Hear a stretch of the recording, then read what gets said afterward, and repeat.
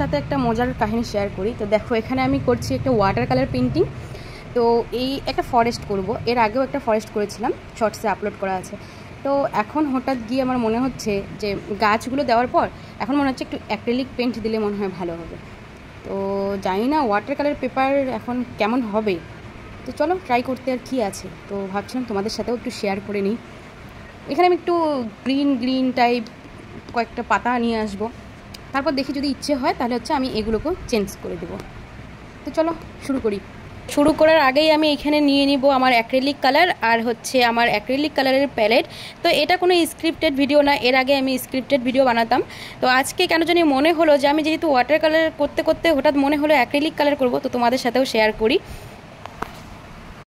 করার আগে একটা কথা বলে রাখি, যেহেতু আমি বিছানায় বসে পেন্ট করছি তো ব্যাকগ্রাউন্ডটাকে একটু ইগনোর করো, কারণ দেখো আমার টেবিলের কি পরিস্থিতি। টেবিল আছে ড্রয়িং করার জন্য, নিচেও অনেক জিনিস দিয়ে ভর্তি, উপরেও অনেক জিনিস দিয়ে ভর্তি।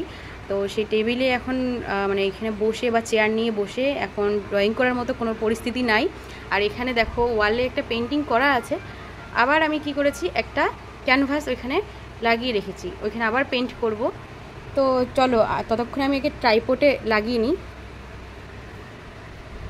তারপরে শুরু করছি অ্যাক্রিলিক কালার।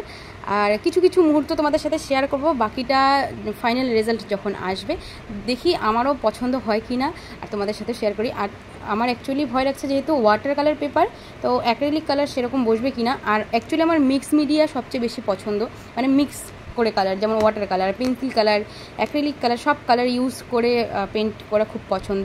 তো আর্টিস্টদের ক্ষেত্রে এটা রিলেটেবল কি না জানি না, তবে আমার খুবই ভালো লাগে। তো চলো আগে ক্যামেরাটাকে সেট করে নিই। তো দেখো কালার মিক্স অলরেডি হয়ে গেছে, এবার আমি কি করব, ব্রাশটাকে ধুবো না, এইভাবেই কালারটাকে নিয়ে ডাইরেক্ট অ্যাপ্লাই করবো। তো চলো দেখি হয় কি না।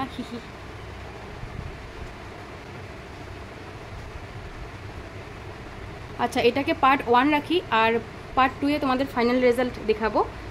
তো চলো টাটা।